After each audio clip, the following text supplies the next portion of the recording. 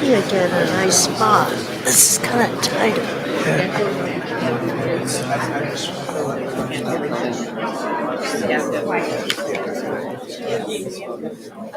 Then you don't have to write that conversation because I can't translate.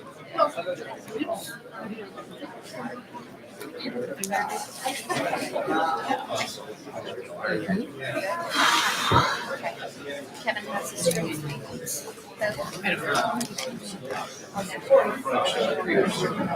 And there's probably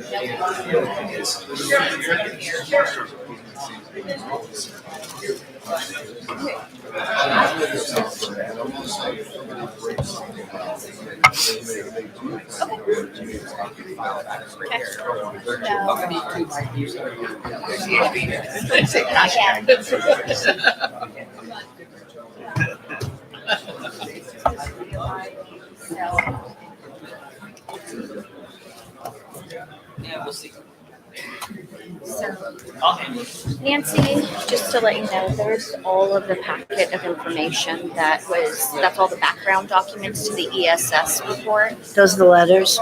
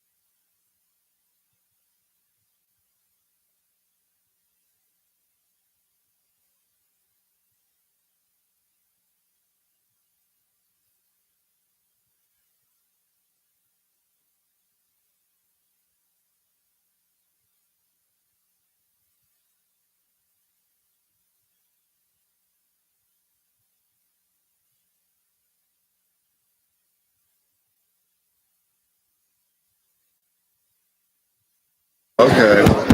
So I guess maybe you want to let them know not to sense. Is there anybody from the Hyatt in this room right now? Anyone from the Hyatt? Okay, that would be nice.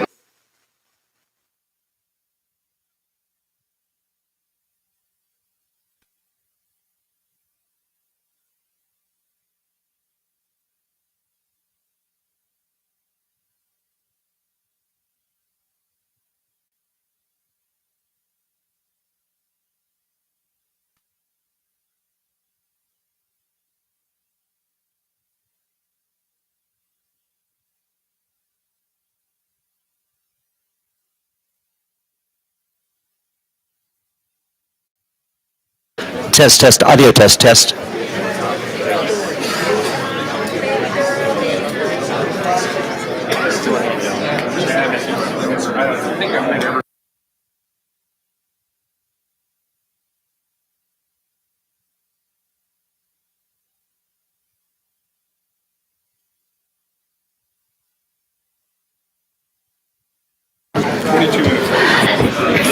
If there's anybody standing in the back and you're blocking the door, can you please refrain from blocking the door? We have space over here to the side if you would like to stand. up here. Rick, where's Rick? There's people in the back that say they can't hear. Is there any way to adjust them? So I will repeat, if you're standing in the back and you are blocking any of the entrances, please come stand over here to the side. We do have additional space.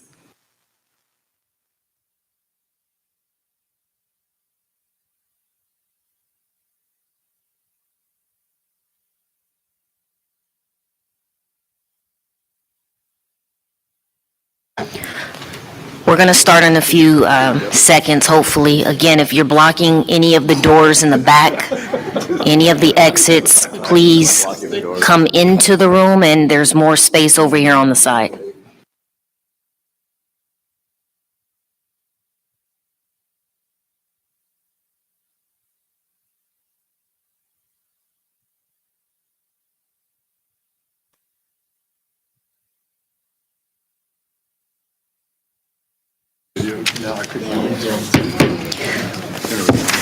Good morning, everyone.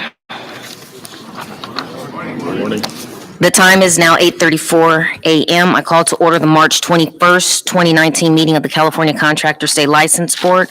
I'm Marla Richardson, the board chair. Vice Chair Johnny Simpson, can you please lead us in the Pledge of Allegiance, absent the flag?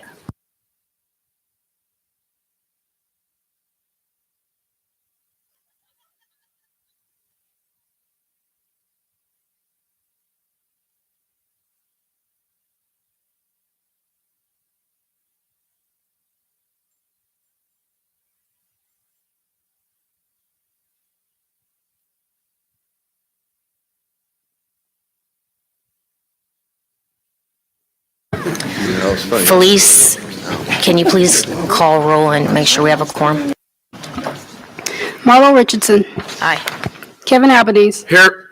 Frank Altamira, Here. Lucky Beltran, Present. Linda Clifford, Here. David De La Torre, Here. David Diaz, Here. Susan Granzella, Here. Joan Hancock, Here. Mike Layden, Here. Frank Shetter, Here. Johnny Simpson, Here. Nancy Springer. Here. We have a quorum. Thank you. On behalf of the entire board and our staff, I'd like to thank the California Building Officials, or CALBO, for hosting our meeting here. CALBO has been holding their annual business meeting this week, and they have graciously allowed us to use this room for our meeting. In a few minutes, we will be discussing a new partnership we're establishing with CALBO. I'd also like to welcome our newest board member, Frank Altamira Jr. Frank, who is from Vacaville, is a public member. Frank, would you please introduce yourself to us and tell us a little bit about your background? Yeah, background is in mechanical engineering, moved into software. Actually started out designing renewable energy power plants, mostly in solar, photovoltaic, and PV. Moved into energy management software, currently with Trane Ingersoll Rand, managing products that suck data out of buildings and do a lot of energy analysis. So that's about it. Thank you. Welcome to the board. On February 26th, Kevin Albanese and I participated in the board's joint sunset hearing before the Senate Committee on Business and Professions and Economic Development and the Assembly Committee on Business and Professions. We also look forward to hearing in a few minutes from the outgoing director of the Department of Consumer Affairs. I don't have any comment about the sunset hearing.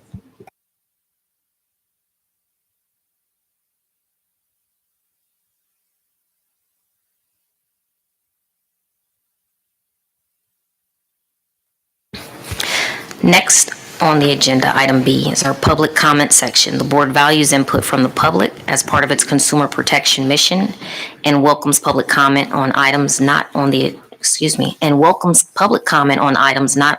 today's agenda at this time. To allow the board enough time to conduct its full schedule of business, I will be limiting public comment to 3 minutes. There are a few other rules that apply. First, California law prohibits board members from discussing any new matter brought up during public comment. Also, we're not allowed to act on any item not on the agenda. If you want the board to discuss a topic not on the agenda, and you can ask us to consider placing that issue on the agenda for a future meeting. If you have an application, complaint, or disciplinary charge pending before the board, we ask that you not discuss details of your case or pending complaint. That's because board members may be the judges and by law are not permitted to receive evidence or information that is not part of the administrative record in the case. This will not be the public's only opportunity to make comments today during this meeting. If your comments don't involve an item on the agenda, this is your opportunity to make them. If your comments are related to a specific agenda item, you may want to wait until that item comes up for discussion, or you can make your comments now if you'd prefer. If you plan to offer public comment on the energy storage system agenda, we'd encourage you to wait until we get to that item so that board members can receive your comments together during that discussion. We would also ask that if you do want to speak on that item, please fill out a speaker card so that we can have an accurate record of who is speaking. At this time, are there any members of the public who wish to address the board or offer an agenda item for a future meeting? Do any board members have an item that they would like to place on a future meeting agenda?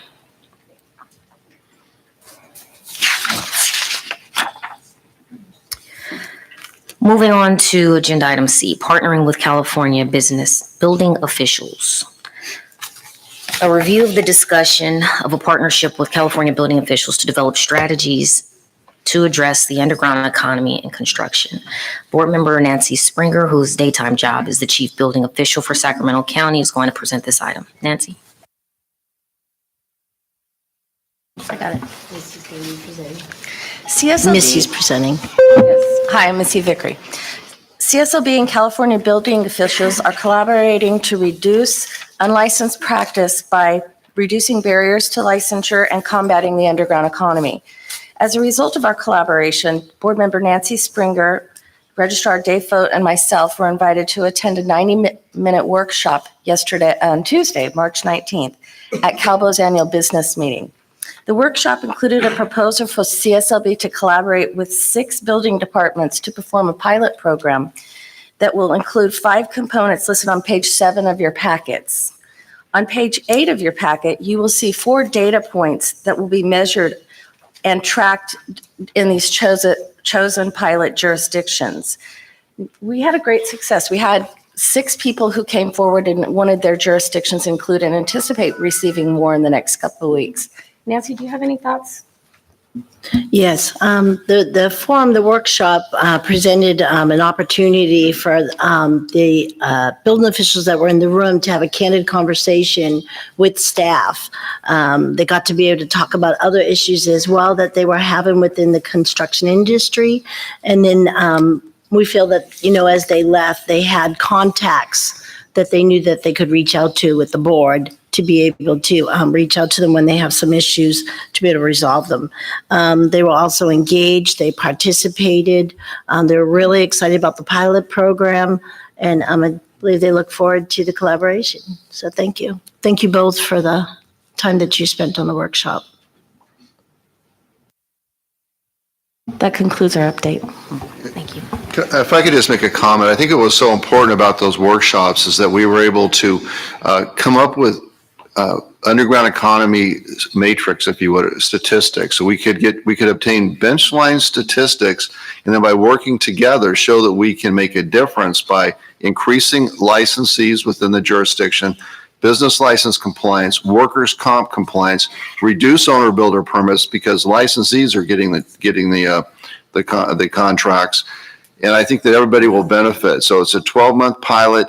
We hope at the completion of the 12-month period that those jurisdictions that are participating can go to their city council or board of supervisors and show that this effort truly did make a difference by, one, protecting the public, protecting consumers, and protecting the contractors that are playing by the rules. Thank you. Now moving on to agenda item D, page 9 of the packet.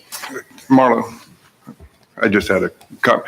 Is this so when you talk about the underground economy, are we going to look through like, I don't know well, I'll just use the HVAC market, which I know a lot about. We have like 300,000 change outs every year in the state of California in homes, and about 10%, that's a high number, probably get a permit pulled. So, and then the other day, a friend of mine sent me a ad in the paper from San Jose Mercury News showing a licensed contractor that installs HVAC equipment, and he said he will sell it to a homeowner without installing it.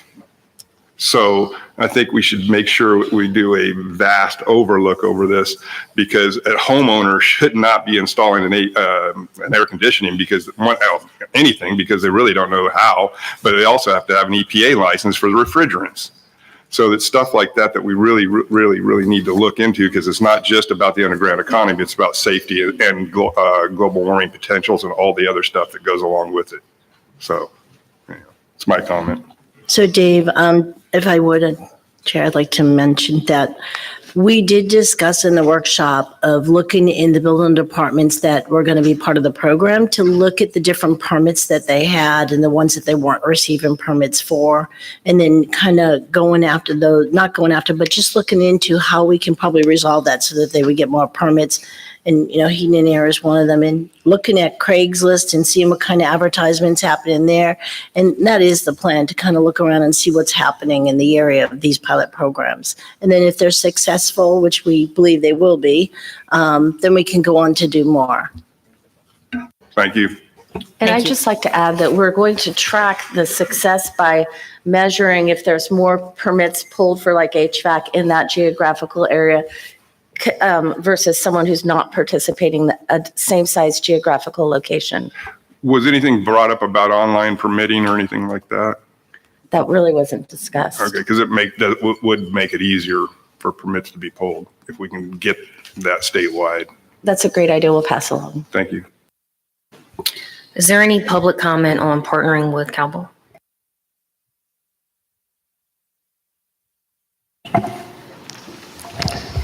Good morning, board members. My name is Alex Landsberg with the San Francisco Electrical Construction Industry. I came here for another item, but I saw this agenda item on here, and I want to commend you for it. I've worked to address wage theft and the underground economy for a number of years, and seeing the CSLB do this is quite heartening.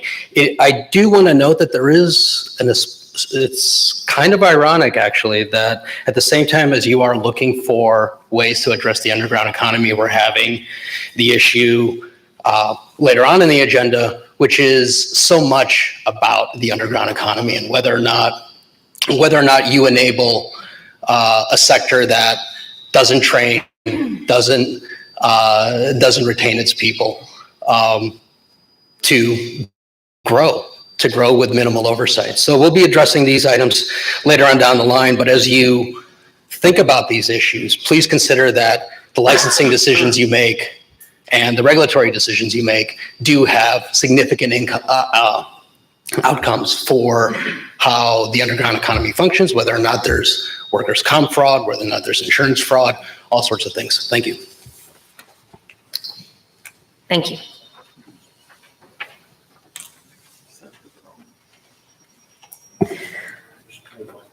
Moving on to item D, presentation of certificates of appreciation. We have 2 certificates to present today. First, I'd like to invite Joe Cuff to come up.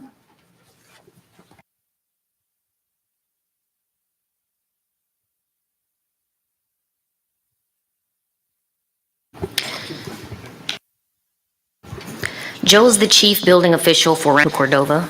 That is the city that is literally next door to our headquarters in Sacramento. The relationship between CSLB and Joe's office serves as a model for how we effectively and proactively work with local building departments. I'm told our investigators are on the phone with Joe's field inspector on a weekly basis, and both teams work closely together to address the underground economy issues. Things like contractors not pulling building permits, not carrying workers' compensation insurance, as well as code violations and unlicensed activity. Joe, we thank you and your staff for being very effective in your efforts and your support to this industry. We need to come together to address potential violations, including assisting and getting law enforcement back up when needed. Joe has also been instrumental in helping our staff develop new building permit training courses and plays one of the starring roles in the course.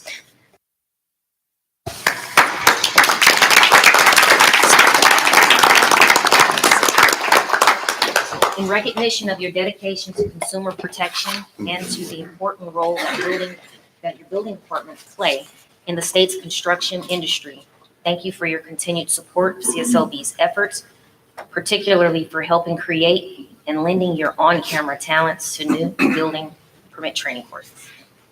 Thank you.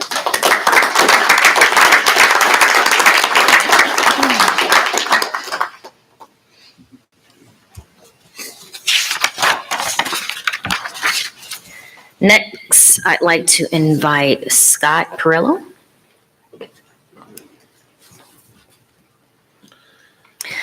Scott is a deputy district attorney with the San Diego I County. don't think he's here. He is here. We met him earlier. Yes. Sorry, am I wrong? I'm sorry. Scott is a deputy district attorney with the San Diego County District Attorney's Office. For years, CSLB has enjoyed a terrific working relationship with the DA's office. We're recognizing Scott today for his extraordinary efforts to prosecute individuals who commit construction fraud and abuse against the elderly. His work has contributed to the safety of consumers here in San Diego County and to the integrity of the construction industry. Scott has been instrumental in convicting primarily unlicensed contractors and successfully ordering and getting large sums of restitution for many elderly victims. I'm told that in a recent case, the defendant pled guilty to felony grand theft and misdemeanor contracting without a license and a possible sentence of up to 1 year in jail. But the judge indicated she would not jail the defendant if he paid a sizable portion of the $26,000 restitution. These kinds of sentencing are really a win-win, especially for the victim.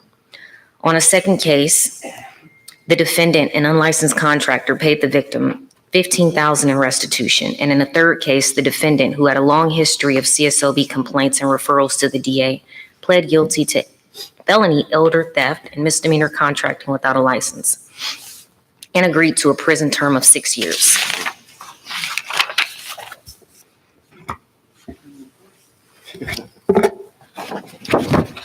You can do air quotes when you say agree. So Scott, in recognition of your commitment to protecting citizens of San Diego County, your dedication and efforts to prosecute individuals who commit construction fraud and abuse against the elderly have greatly contributed to the safety of consumers in this county and to the integrity of the construction industry throughout California. Thank you. Thank you.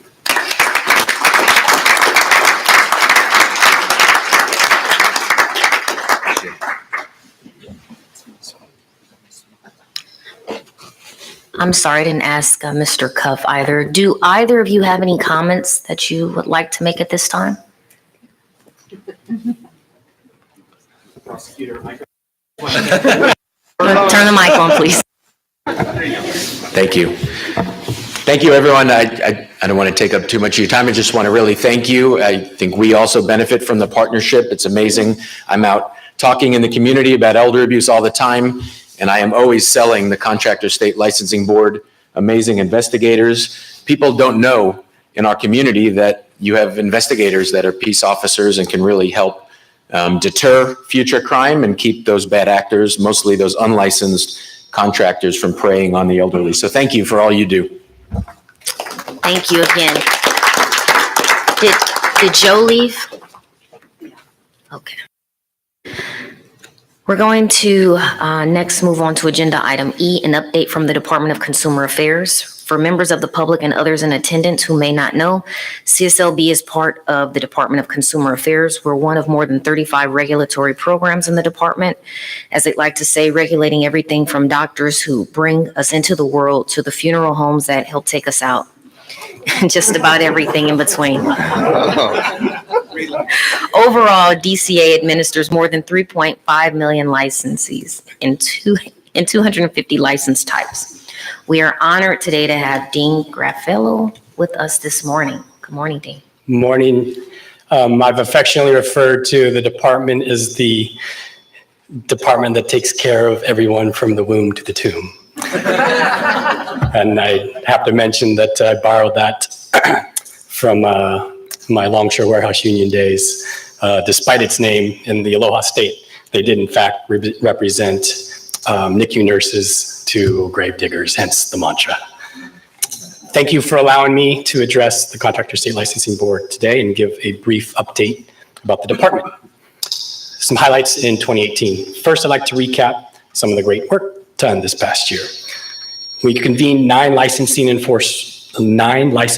enforcement work group meetings, 3 substance abuse coordination committee meetings, 4 directors quarterly meetings, pro rata work group meetings, and 2 directors, board member, and advisory committee leadership teleconferences. These activities not only brought us together to promote open dialogue among the department's boards and bureaus, but also promoted collaboration to further our mission and protecting California's consumers. Thank you for the board and the board staff for participating in these convenings. 2 years and 1 day ago, when I first came to the department, it became very clear to me that, one of the unfortunate phenomena of bureaucracies are the silos that inevitably exist. And while everyone would agree many meetings did occur, I think it was so important that they were intentional towards making sure we're trying to strip away those silos. In no way, shape, or form have we achieved perfection. Nonetheless, I'm fully confident that the Contractor State Licensing Board or other entities in the department will continue to try to ensure that we are sharing best practices across all our programs. Specific to DCA's annual report, I invite you to review DCA's 2018 annual report for a much more comprehensive view of the department's achievements. The report contains statistical and financial record of the work that the department and its boards and bureaus have achieved over this past year. When you have a moment, I encourage you to visit the DCA website and review the document. Transition and the governor's budget.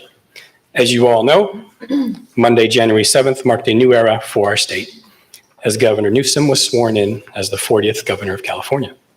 We at DCA are honored and excited to be part of this new team. Our department is looking forward to doing all that we can to further the governor's vision. The department has met with the transition team and many new and some familiar faces that have been appointed to new positions within the governor's office. As for our current appointees, there's nothing you need to do other than continuing the service and great work you all have been doing on this board. We are currently working with the governor's appointments team regarding appointment vacancies and pending reappointments. Specific to his budget. On January 10, the governor released his budget outlining the fiscal priorities for the state.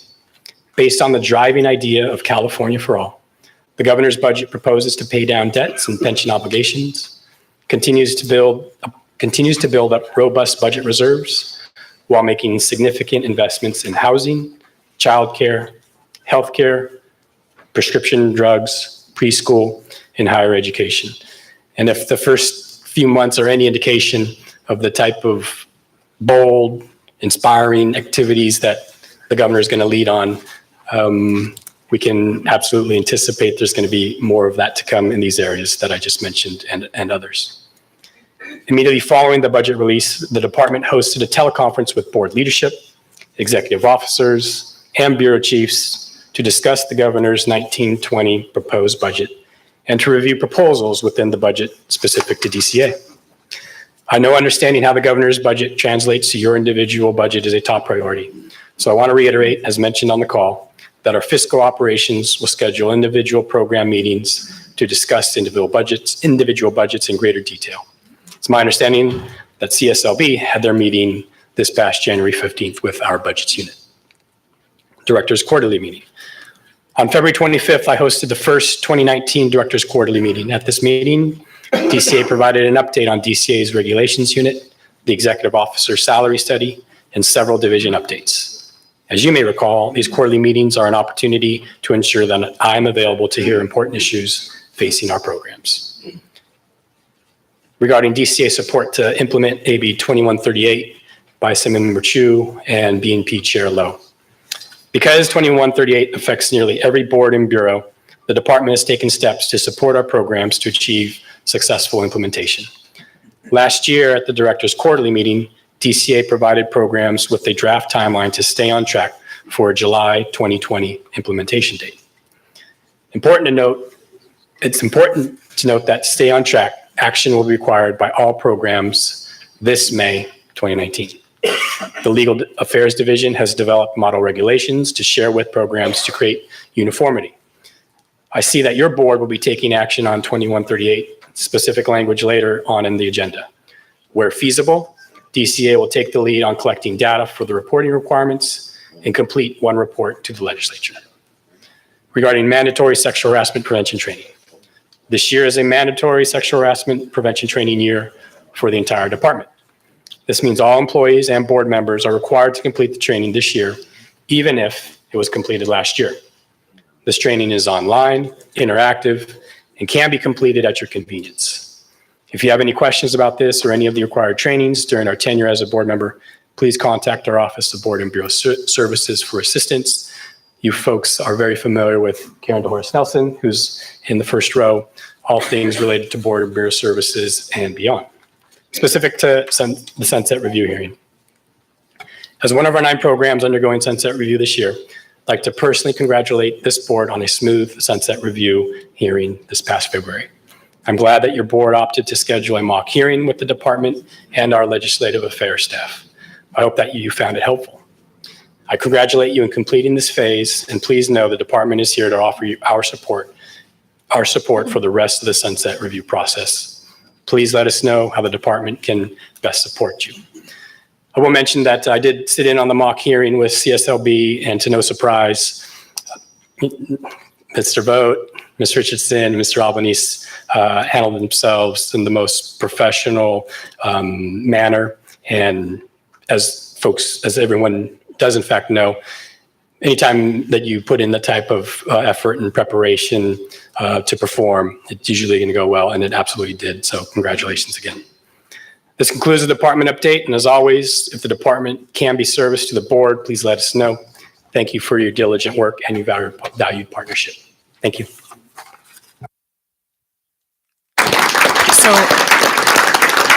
I hope you don't mind, Dean, but before you walk away, I just want to say that Dean has been the director since February 2017, and last week, Director Graffello announced that he will be leaving his position effective April 19th. So this is the final time he'll be addressing us as the director.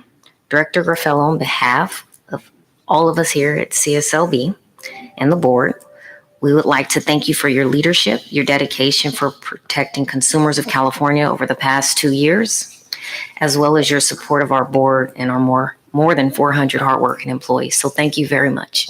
My pleasure. Thank you.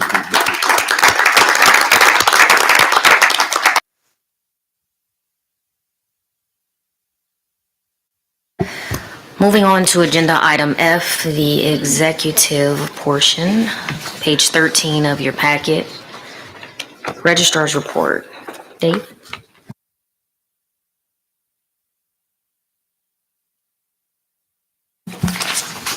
Yes, thank you, Chair Richardson. I'd like to start with just a brief overview of the Sunset Review hearing and the subsequent questions that we've had to answer, and they're on page 17 of your report. As Director Graffello mentioned, we appeared in front of the legislature on February 26.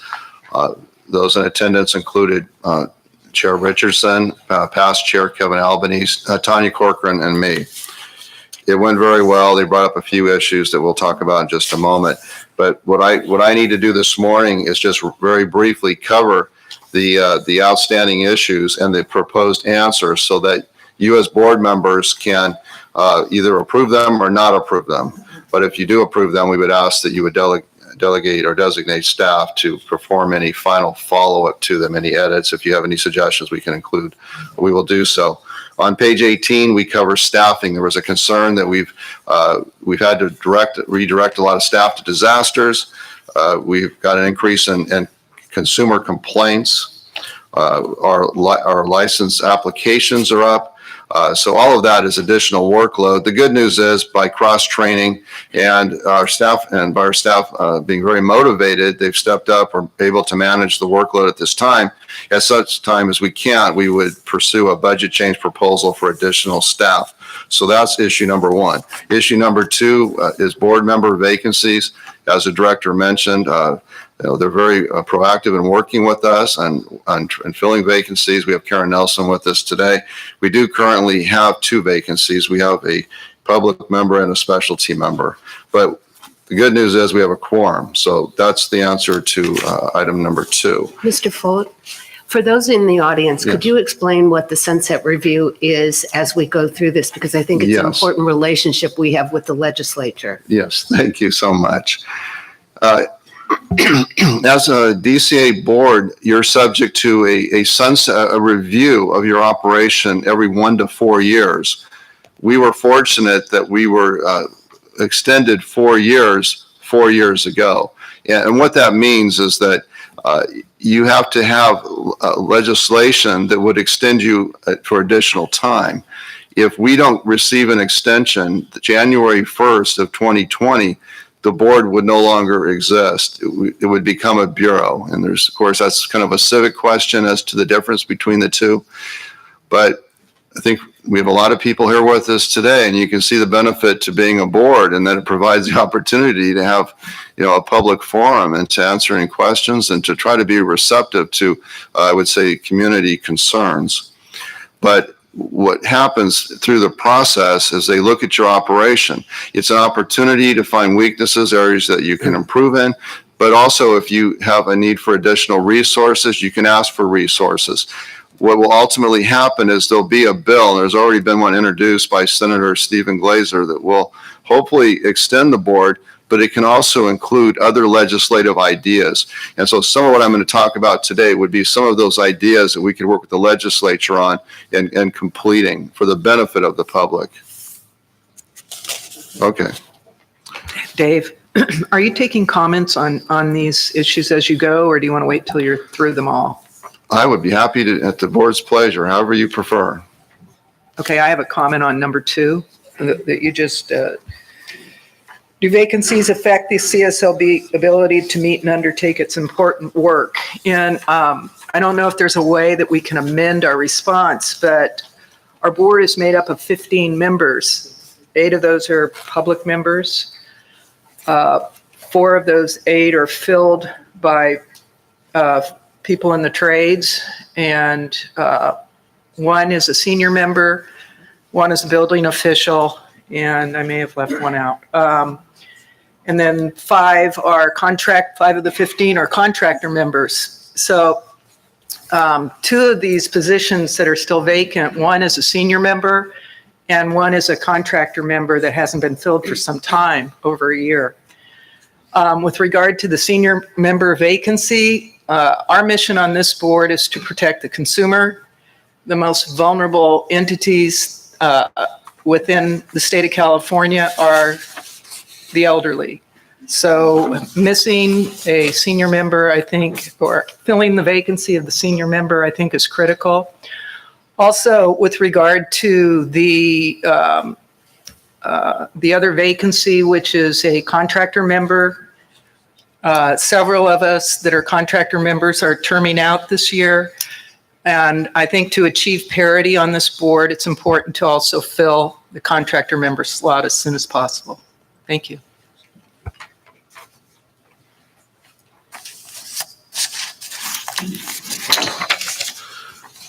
Okay, so moving on to issue number 3, recent legislation.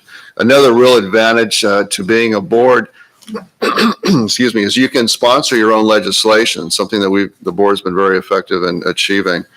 There's been, in the last year, 35% of the bills that affected the construction industry were sponsored by the board. The Sunset Review Committee did have a concern, how are we getting that information out? And you'll see on page 21 that through our Public Affairs Office, we have a lot of different methods for distributing this information through our website, through social media, the Law and Reference Book, and our contractors newsletter. I want to thank Rick Lobes for completing it. It's on my desk for final review. You'll be seeing that shortly. So that's the answer to number 3. If there's any questions regarding how we can get information out to the industry and to the public, I think we're successful in doing that. Issue number 4, fund condition. A little bit of a concern that our reserves are approximately 2 months. The good news is applications are up. We were able to raise fees a couple of years ago. We're starting to see the results of that. We anticipate receiving additional $5 million in revenue next year. That should meet our needs. If we do have a fund imbalance and we need to raise fees, we have the ability to do it through the regulatory rulemaking process. But at this time, we're not suggesting we need to raise fees. So that's the answer to number 4. If there's any questions regarding that. Issue number 5 is pro rata, what we pay to the Department of Consumer Affairs for the services they provide. The Contractors Board has a cap of 10%. That cap works well for us. We'd like to see that continued. We are satisfied with the services that the Department of Consumer Affairs provides.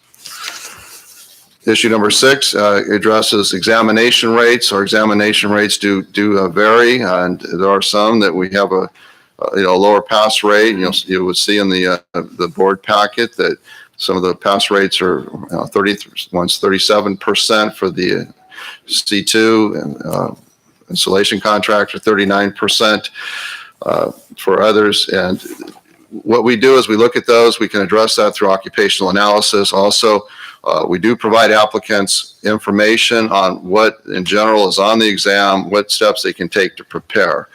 But overall, we're comfortable with our examination process. If there's opportunities to improve it, we will do so.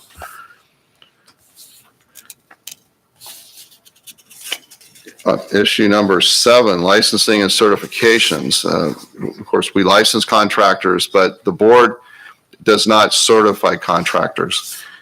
There are certifications, though, that we work with our partnering state agencies on enforcing, and one would be electrician certification, also asbestos removal, and fire protection suppression systems. We have memorandum of understanding with these partnering state agencies. So if industry comes to us with concerns, we can absolutely meet with our partners. We can work with them on their certification program to improve the certification process if necessary. Under enforcement issues, our public affairs office does such a great job of publicizing our stings and our proactive enforcement. Sometimes it gives a perception that we're focusing more of our enforcement reports on proactive enforcement than consumer complaints. And that's not the case. 70% of our enforcement staff are focused on working the consumer filed complaints, 30% on proactive. But one thing that we did include in the report is that we have enforcement committee meetings, and at those meetings, we do prioritize enforcement resources. It's up to Enforcement Chair Kevin Albanese whether you have one in the latter part of April, first part of May. But in the event he chooses to do so, we would include on that agenda enforcement prioritization to make sure that we're using our enforcement resources as effective and appropriately as possible. So moving on to number 9, workforce development and disaster response is a concern that in the disaster areas there may not be enough contractors available or workers to meet the needs. We put together different strategies for addressing that problem. In October of 2017, we began partnering with what they call the Wildfire Recovery Long-Term Housing Task Force, to try to identify workers that can come in and meet the need. We've worked with other states, with the National Association of State Contractors Licensing Agencies, to encourage contractors that are qualified to come in, become licensed in California, and to perform work as necessary. We've also, for 30 years, been part of a grant program where it's the Construction Management and Education Sponsorship Act that allows licensees to pay into a fund when they renew their license. And since 2002, more than 1.3 million in grants have been distributed to 7 different universities. So, we're proud of what we've done. One thing that we didn't mention, we talked about the CalVol partnering, is workshops that we envision putting on throughout the state. Right now, we're putting workshops on in Sacramento and Norwalk. We're looking at doing this throughout the state with building officials, with Division of Labor Standards Enforcement, and anybody else who wants to partner with us on encouraging people to consider a career in the construction industry. And if they're already out there working on license, to do it right, to get the license, get the workers' comp, and start withholding payroll taxes. So that's our answer to number 9. Workers' compensation insurance. It's a problem where some industries, we've done research into the industries that have widespread cheating, lack of a better word. They're filing a false exemption to workers' comp, yet they have workers. The work they're performing requires, help. You generally can't do it by yourself, so you're going to have to hire someone to work with you. Examples of this would be concrete tree trimming, being 2 that we really want to take a real hard look at and see if we should, in fact, require workers' comp for those trades. What was the third one? Fire suppression, yes. Fire suppression, because you have to be certified to do it. So we know they have workers, and how can they have an exemption on file? This again, right at this point, we're looking to send this to the enforcement committee meeting to make sure to discuss having stakeholder meetings to clearly identify those trades. or if they prefer, we can go to the legislative committee and start drafting the legislation to require workers' comp for additional trades very similar to what the roofing contractors have. Issue number 11, that's tree worker safety. We've been working with Division of Occupational and Safety and Health regarding contractors that are hiring people to do tree work, and the concern is they're hiring workers that don't have the equipment or have the training to do it safely. And what we've included in our response is that in 2018, DOSH issued 45 administrative actions against contractors that didn't provide that necessary safety and equipment. Had there been a requirement, they refer that to the CSLB, we could have imposed some type of discipline on that license. Probably would have been a citation. Depending on how egregious it was, it might have been an accusation. But we're going to need legislation to enable the board to take action for these violations without having a death or serious injury. So this would be something the legislative committee needs to vet at their meeting, and I believe that's going to be on or about May the 2nd. Any event, probably the week of April the 29th. Issue number 12, technology issues. The department went to a system they call Breeze. We have our prior registrar, Cindy Christensen here, was very instrumental in seeing that the contractors board was in the third part of the rollout of Breeze. And by the time they got to the CSLB's schedule for implementation, it was discovered it wouldn't work well for the contractors board. Now, unfortunately, we had paid over $4 million at that point. But we paid that money, as did all other DCA boards and bureaus, towards the Breeze program. We're not seeking to get any money back. It's money that was spent. What we're doing today, though, is we're enhancing the system we have. We're very unique at the contractors board, and that we have three different systems. We have an Iowa scanning system where we scan our documents. We have our enforcement and licensing system for tracking our records. And we have our own testing. We call that the SCORE system. So CSLB is very unique. We have a system that's working well for us. We just would like to improve upon it.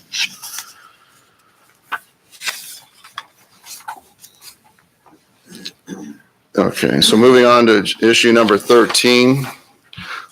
One thing we've discovered in our licensing division is that for those contractors that have limited liability companies, they're required to have a general liability insurance policy. And what happens in the insurance industry is they don't renew it till the day it expires or close to it. And so that can result in a lapse in licensure. And that's certainly something unfair, and we don't want that to occur. We need to give that information. We're suggesting there be a 45-day window for a contractor to notify or provide to the board the limited liability, general liability insurance policy for a limited liability company. And another issue that we'd like to fix is with the Secretary of State reporting. That can take time to get that all reconciled. Currently, it's a 30-day time frame to get your records to match with the CSLB and the Secretary of State. We'd like to add an additional 30 days. Reason it's 45 days for the insurance, because that matches what we do with our workers' comp policies. The 30 days is more in line with how we generally look at the ability for a contractor to provide us records, licensed maintenance records. So that would give 60 days to reconcile Secretary of State records. Again, I don't think it's very controversial. It's something the legislative committee needs to vet at their next committee meeting. Issue number 15, unsatisfied judgments. The law isn't clear enough as to how somebody can be held accountable for a construction-related judgment. And what has happened is many consumers they've contracted with somebody, they know them by their name, but they don't realize that when they file that small claims case, they need to name the licensed entity. If they only name the person as an individual, we are not able to suspend the license or to deny a license. So it's really just, it's almost cleanup, but we need to be clear. If you as an individual have a construction-related judgment entered against you, you're not entitled to be a licensed contractor, to be on an active contractor's license. So that's another alleged proposal that we would ask the legislative committee to address. Issue number 16 is regarding electrician certification. The law provides for the board to require an additional $20 upon the renewal or the when a C10 license renews their license, an additional $20. The problem is it says shall, and we're just suggesting that as we move forward with these ledge proposals, that we would say, the law says may, the board may ask for it. We'd like for the board to say shall, so that it's mandatory, so that we can start collecting that money. And what it will do is it'll fund 2 investigators, 1 north, 1 south, and the legal action costs to enforce the certification law. So that's issue number 15. Issue number 17 is regarding the continuation of the board. And you'll see on page 40 that, as we noted in the original report, a well-regulated construction industry protects the health, safety, and welfare of consumers, and we are recommending that the board continue.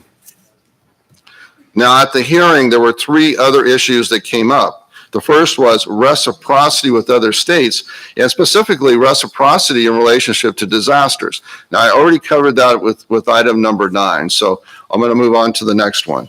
And that would be, how do we know if we're effective in disaster areas? It's a very good point.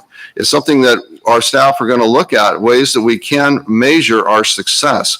We know that in a disaster area, we place more than these recent wildfire disasters. We place more than 400 signs. We have a very active presence.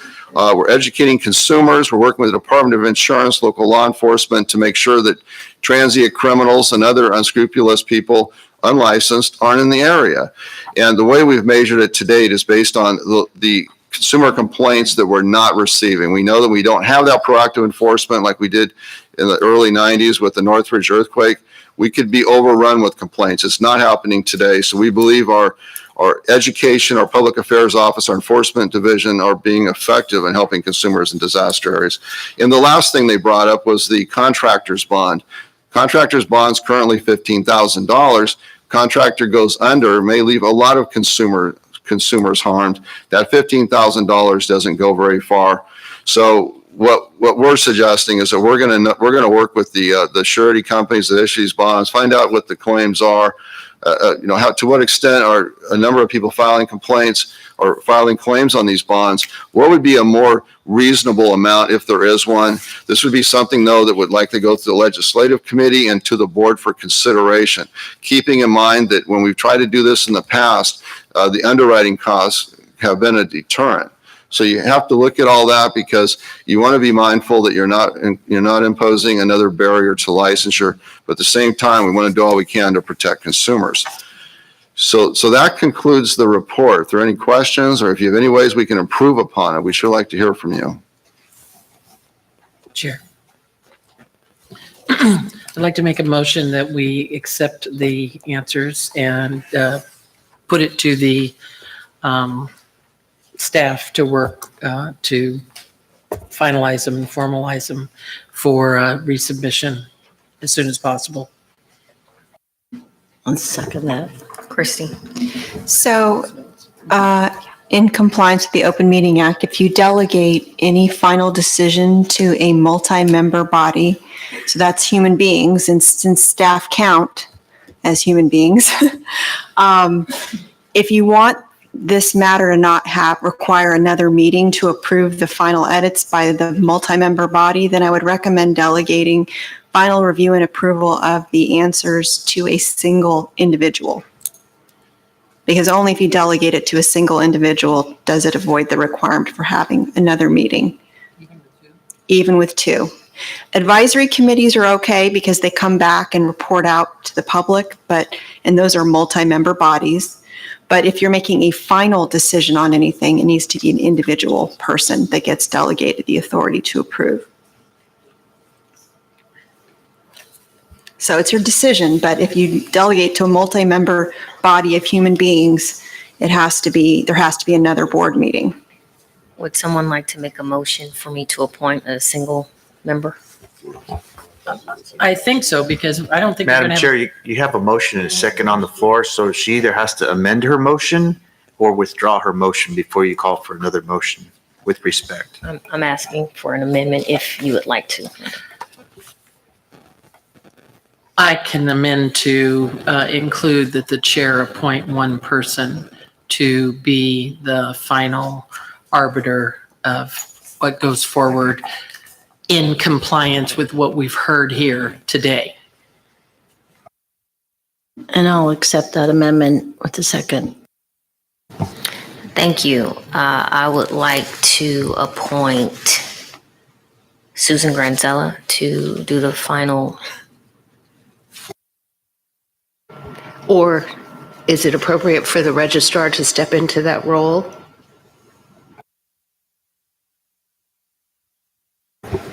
Okay, that's fine. I mean, the registrar can ask for all the help from anybody he wants to before he feels he's good with the final product, but it would go forward from whoever you appoint. But Correct. So do I need a motion on that fully? Okay. You have first and a second, then you'll need to take public comment, vote, and then you can appoint. Okay. Is there any public comment at this time? All right. Through the chair, just real quick, two things. On the $15,000 bond, and I know that we'll talk about it when it's more appropriate, we have that information. The barrier to licensure issue, I think, is really huge, and the consumers do have the opportunity to get a payment performance bond. That's supposed to be in all the home improvement contracts, that they know that they have that right to get that extra assurance. So I'm really concerned about adding barriers. The other thing, the director said some really kind words about the sunset review. That would not have happened without Tanya and her staff and Dave really preparing us. I mean, we had amazing binders. Every issue, every thought was addressed and laid out. So thank you very much for the preparation and all the work behind the scenes to make that happen. I agree. Thank you. can I make one more comment about that too? Also, Yes. David and I spent a lot of time talking to the head people for the bonding association, the Surety Brokers Association, and a couple of pretty major bonding company sureties. And what Kevin said is exactly right. Lifting that thing beyond 15, it's not the underwriting cost as much as the underwriting requirements that are going to really stop, put a screeching halt on anybody who's trying to get into the business. Felice, can we call for a vote on the current motion, please? No. There was no public comment.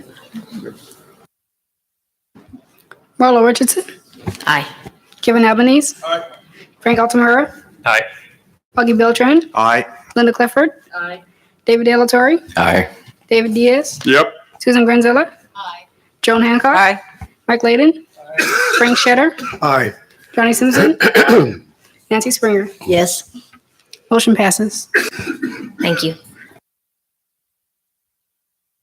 Okay, we're going to move on to the energy storage systems. I just would like to advise you in advance, we're limiting public comment to 3 minutes. I'm going to ask that you please hold to those 3 minutes. We will be monitoring the time, and I don't want to have to cut anyone off or have anyone removed unnecessarily for lack of compliance. Thank you.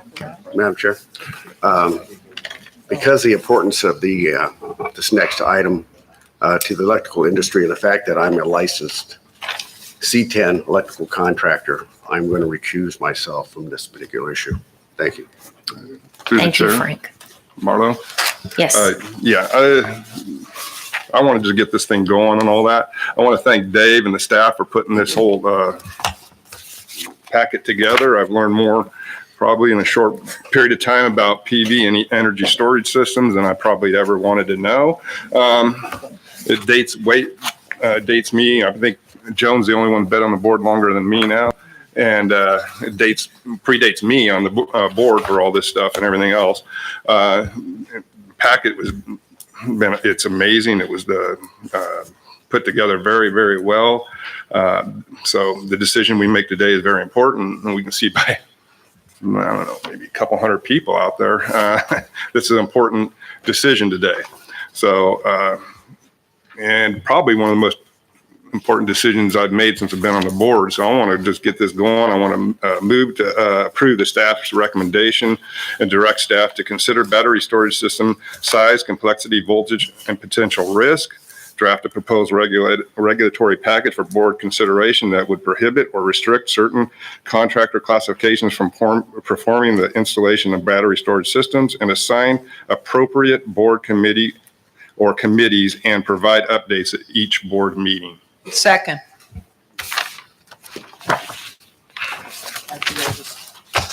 Thank you.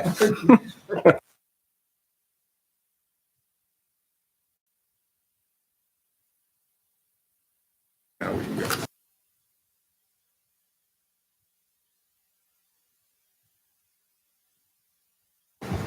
Is there any, first of all, excuse me, Rick, do we have any order? I mean, speaker cards or some sort of order? Well, I was just wondering if it would please the board if I could just briefly go through the report, and I'll try to make it very quick.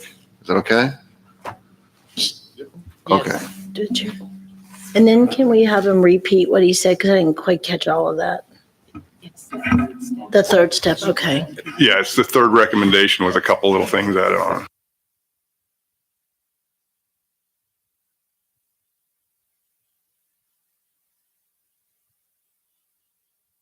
I don't know, you all have a report. I know we brought quite a few here, and just so I don't want to forget, there's a lot of material that went into developing this report. We had hearings I'll talk about in a second. There's transcripts.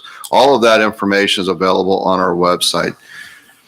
And I just wanted to kind of give you a little background. And if you look at page 3 at the bottom, what we've included is a prior regulation that the board considered and implemented. And it was December 30th, 2009, where the board changed the regulation as to the solar class. But what was interesting, you'll see at the bottom of the page, that prior to that point, the solar classification did include collectors and storage systems.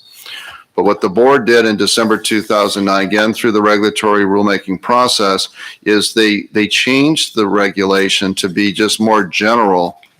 And our research indicates they did that because they recognized that it was an evolving technology.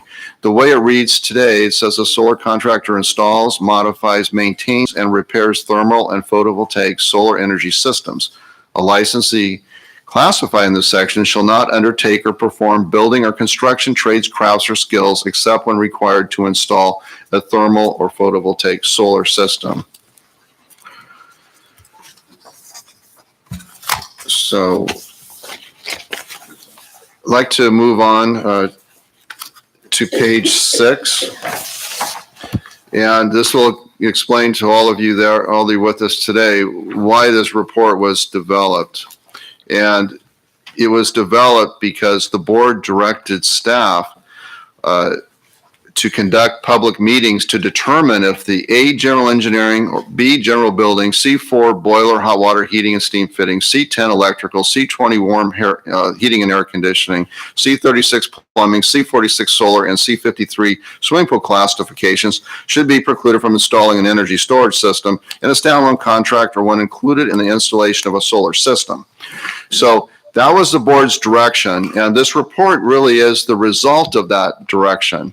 This report has been developed to be factual, to simply include the information that we obtain. Now, you all know that towards the end of it, we do have options for the board's consideration. I'll get to those in just a second.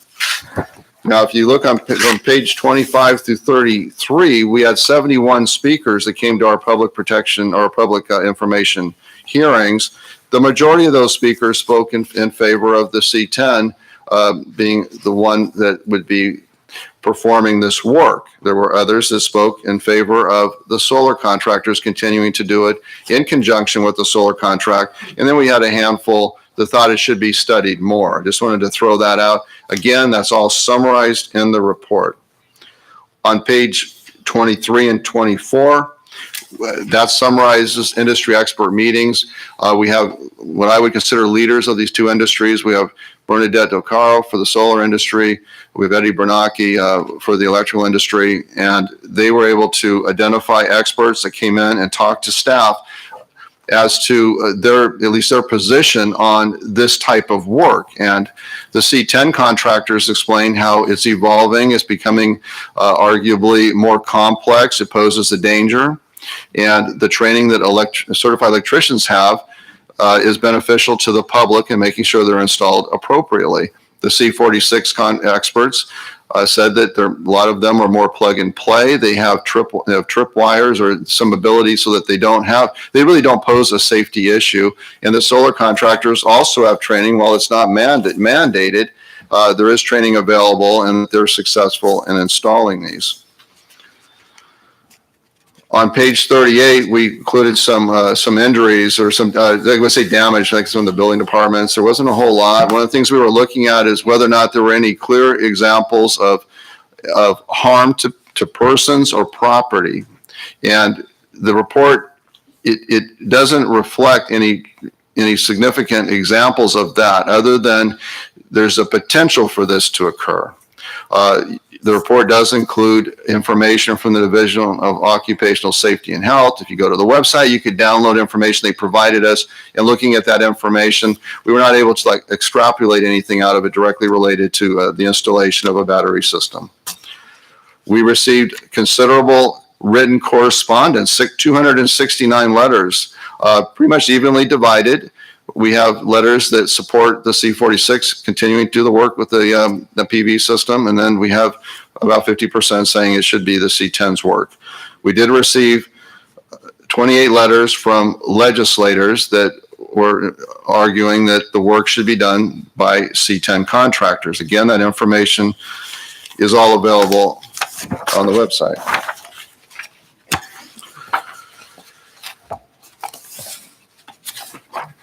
So, I'm sure the board members have all read this report. A lot of effort went into it. It was a group effort.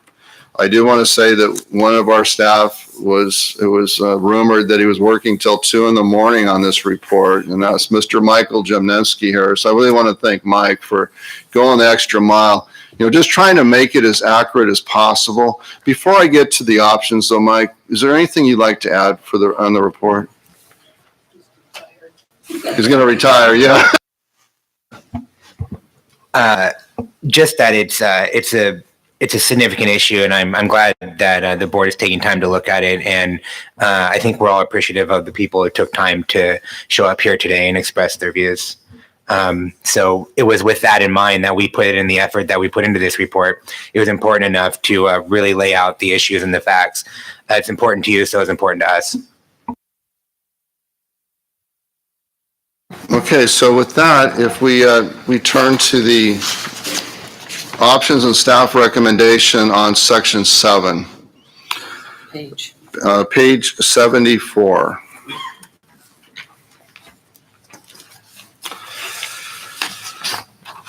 And it's a little summary here, because the one thing that really comes out of this study is that there are public officials, there are C10 contractors and others that believe the electrician certification program is beneficial to doing this work.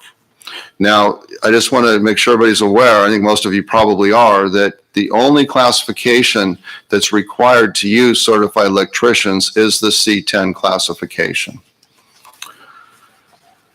So with that, having read the report, the first option would be to take no action if you don't believe as a board member that there's a problem.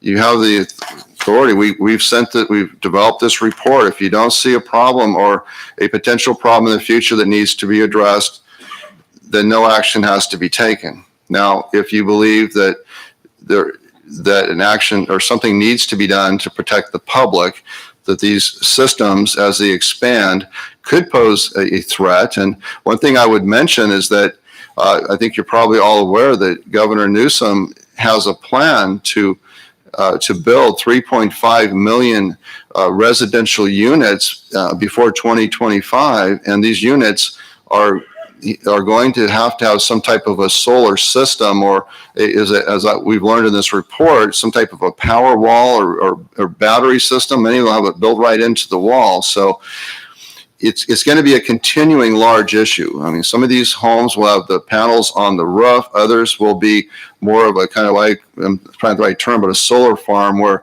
it would be more of a community solar generating facility, but yet you would have a battery system in your house. So it is a big deal. First option, take no action. Second option is to look at the electrician certification requirement. It's always seemed odd to us as staff that if you're working for a general building contractor, you're working for an engineering contractor, and you're performing electrical, you don't have to be a certified electrician. However, if you're doing that same work for a C10, you must be certified. And as we looked at this study, it tended to focus on the C46 and C10. But one thing that was very evident, Nancy and I met with a lot of building officials, and at least I'll say with the county building officials especially, their main concern was with the general building contractors that are doing this work. So it's not just a C46 and C10 issue, it's also the general building contractors. Option number 2 is to work with industry to pursue legislation to amend the labor code. The labor code is what defines who has to be certified. It's Labor Code 108 and 108.2. Now, the reason why this isn't a staff recommendation is because we haven't received a lot of industry support to amend that labor code. And also, the Contractors Board enforces the 7000 series of the Business and Professions Code. We're not the direct enforcers of the labor code. The labor code falls under a different department. It's the Department of Industrial Relations. Specifically for this issue, it's Division of Labor Standards Enforcement. And so we didn't go with that recommendation, but it's a possibility, especially if the two industry groups wanted to get together and let the legislature decide if there needs to be a change and what that change should be. Don't have control over that, so we go to option number 3. Option number 3 is staff recommendation. And we were careful in how we drafted this. I just want to say that David Diaz, he did read the recommendation. And when we say prohibit or restrict, we use the word restrict by perhaps limiting what some installation, who could do certain types of installations. An example being maybe an industrial installation would be treated differently than, say, residential. Idea here, though, is that we be very mindful of what the governor is trying to accomplish with these homes. Don't want to undermine that in any way. Ideally, if you go with option number 3, we would need to have another meeting with industry. It would have to be a collaborative approach. Ideally, we would come together with some type of an agreement on how we can bridge these, I would say, these differences of opinion between the C46 and the C10 industry, but also looping in the B general building contractors. Right now, they're kind of sitting on the sidelines, but they are still impacted. The regulatory hearing process, it's a slow process. It could take up to 2 years. Next step would be to come together and try to draft some proposed regulatory language. We would then submit that to our board here. If they approve it, then it would move on to the department. It goes to agency. There's another government agency that would look at it. It's a very transparent process, and it's the process the board has used over the years to make changes to its regulatory, to its classification structure. I would like to ask our counsel, Christy Shield, if you have anything to add about the regulatory hearing process. Well, with regulations, you have to do a lot of intake to establish the record to determine why the change is necessary. One of the requirements for any regulatory change is to prove by substantial evidence in the record the necessity for the change. And because our public policy is public protection, you would need to make sure that those hearings address that issue so that you have what you would need to prove necessity for the change of any classification. In addition, you would need to do an assessment of the fiscal and business economic impact to industry. That would need to be part of the discussion, because one of the things that you have to address when you're making a regulatory change is any adverse economic impact to industry, and whether there are any least or other less restrictive or impactful alternatives to the amendments that you're proposing. So these are all things that need to be considered.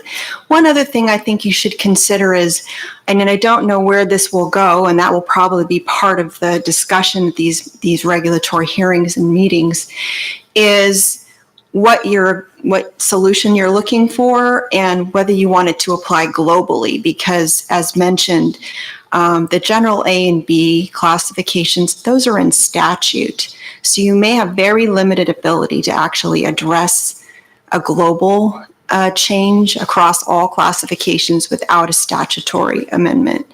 So just keep that in mind. But having these hearings will maybe kind of tease out what you think the solutions should be. And right now we don't really have a clear answer about that. These are just going to be discussions about where things might go. One thing I would ask for clarification on is the additional committees, whether they would be standing committees or they would be advisory committees, because if they're a two-person advisory committee, we wouldn't have to have a meeting, but if they're a standing committee, we would need to notice those and have more formal hearings. So just on the motion, if you could clarify that.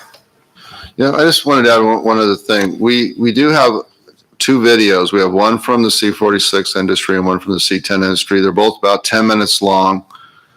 What would be the board's pleasure? Would you like to show those for the folks in attendance before we get public comment? Are these the videos that were They are. They're available on the website. Yep. They are available on the website along with 3 additional videos. Let's do I board thought comment. they were really good videos, but I'm not sure that they were as informative as I would want. And just tagging on that, in a regulatory hearing situation, what do you foresee? What would that look like? Would there be opportunity for demonstrations? Do they take place at our headquarters? Is it, or some of those meetings outsourced in the field? How does that work? Well, if you're going to undertake any kind of complex regulatory process, usually those hearings are held separate from a board meeting, but they can be a part of a board meeting. So it'd be up to your chair on how that would work, or you could put it in your motion. It's up to you. But yes, there always would be opportunity for public comment. But the comments would be limited based on the size of the public that would attend. So I don't know that there would always be time to show a complete video at those hearings. So this might be the time to have them if you think that it would be helpful for the discussion. Through the chair, I would urge that we go board comment and public comment on the motion without the video. Is there a second? Felice, do we need Are there any board comments on the current options?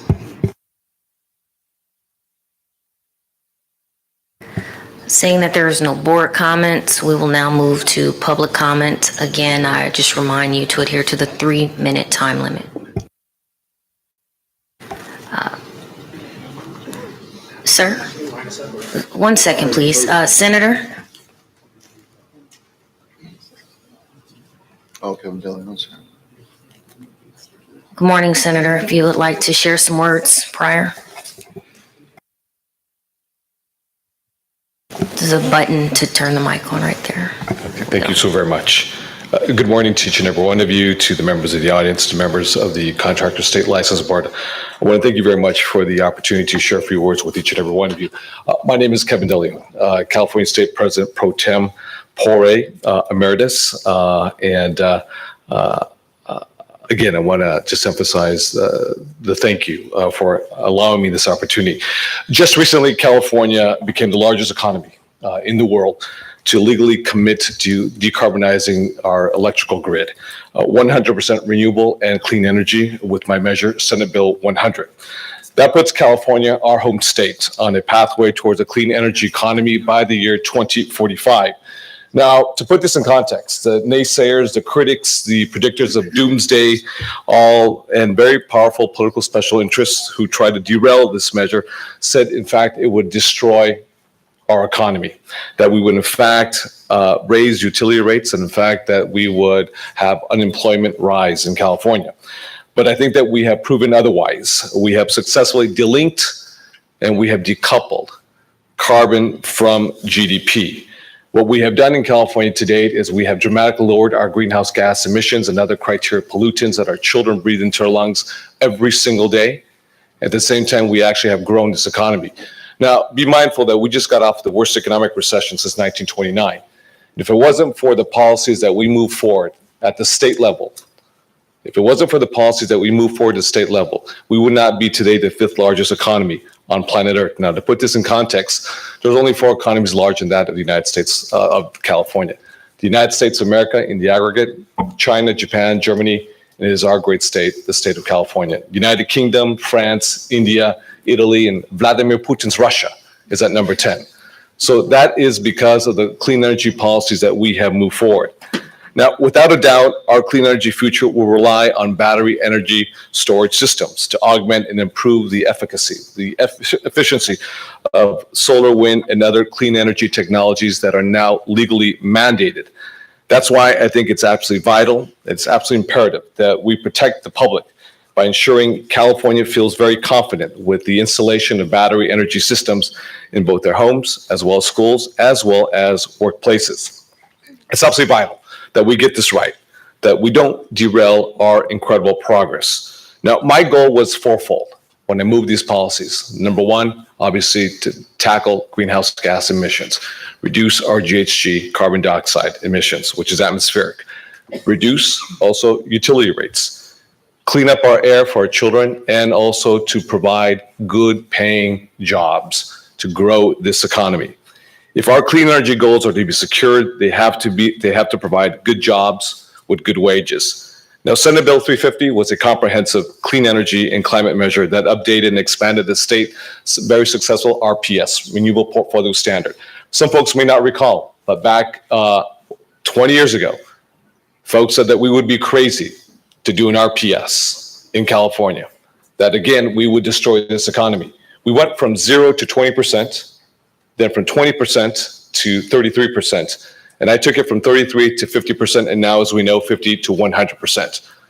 And just recently, I spoke a few days ago with the governor of New Mexico, Michelle Lujan. She will put pen to paper on New Mexico's 100% RPS, decarbonizing their grid, being the third state in America to commit itself legally, statutorily to 100% clean energy. Jay Inslee, my friend in Washington State, Minnesota, Massachusetts, as well as New York, they are following California's lead right now.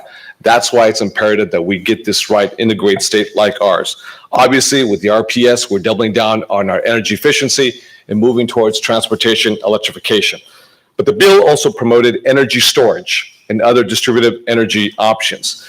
In Senate Bill 350, I did amend the Public Resources Code to ensure that new investments and employment associated with those new energy efficiency investments be undertaken in a manner that promotes highly trained jobs. That's a basic premise of any and all clean energy and climate legislation I authored during my time as legislator.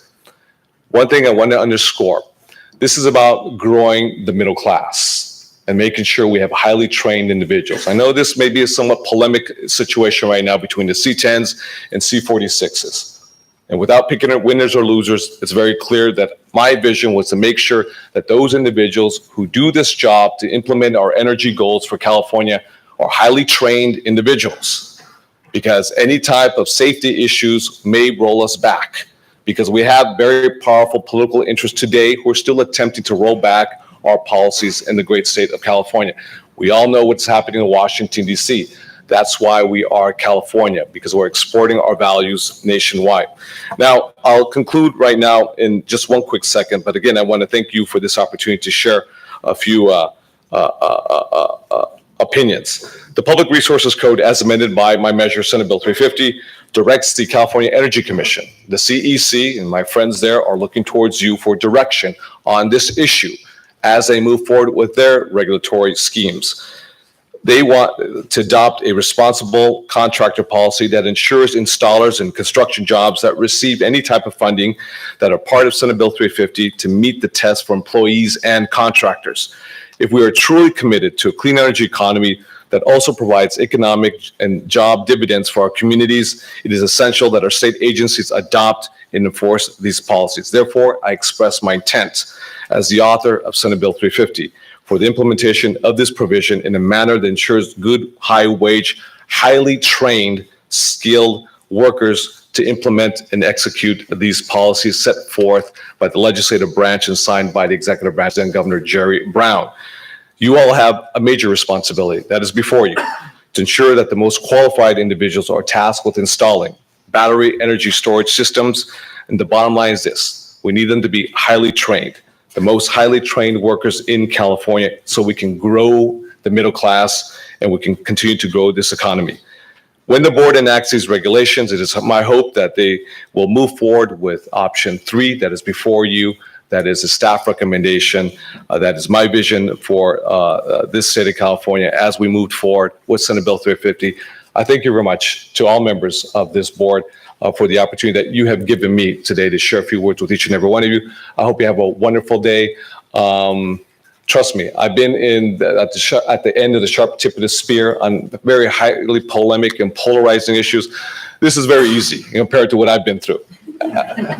Trust me on this right there. But nonetheless, I respect the role that you play in giving service to the state of California as appointees, wherever you may lie on this issue. Nonetheless, I wanted to give my opinion on this issue as the author of Senate Bill 350. And thank you very much for your consideration. Have a wonderful day. Thank you very much. Okay.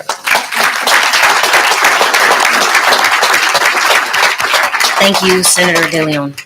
Again, for those of you that are standing in the back blocking the entrance exit, there is additional space over here. Please move forward and off to the side. Is our highway patrol officer back there somewhere? Can you please assist? Thank you. They don't want to listen to me. Now for public comment.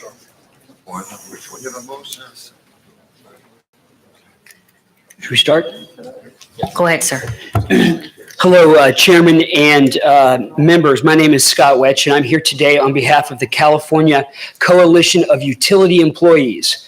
My association represents 65,000 utility workers at all 3 of the investor-owned utilities, as well as all of the major municipally owned utilities.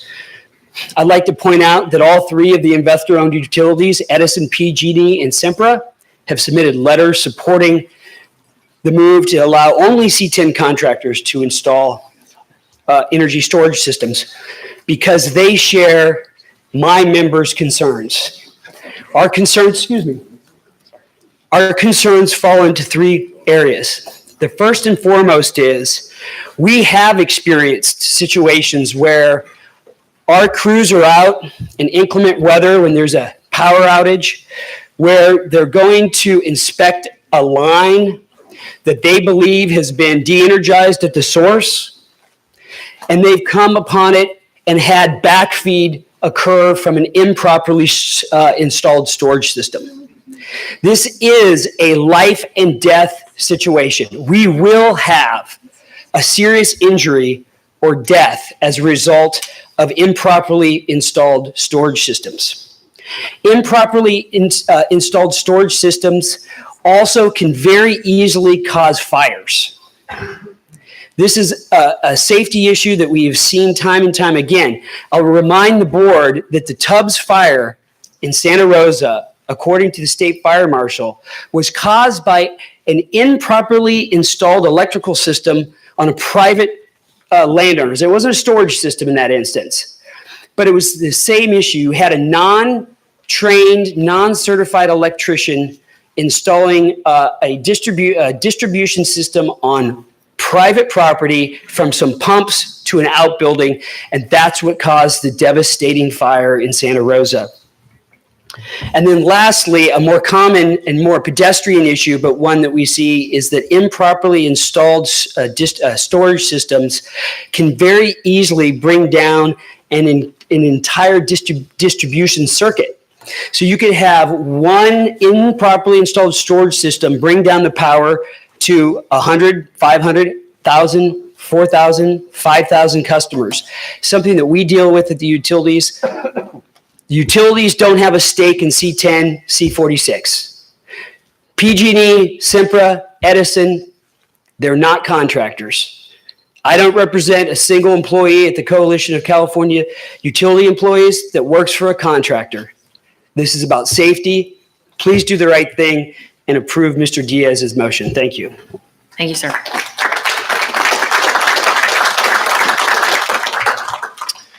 Members of the board, thank you for your time. My name is Donald Simon. I'm a partner at the law firm of Wendell Rosen, Black & Dean, and I have been the outside general counsel for the California Solar and Storage Association for the past 10 years. I've represented all aspects of the solar industry over the last 20 years. Let me begin by saying that people don't call their lawyers when times are good. They call when problems happen. And in 20 years,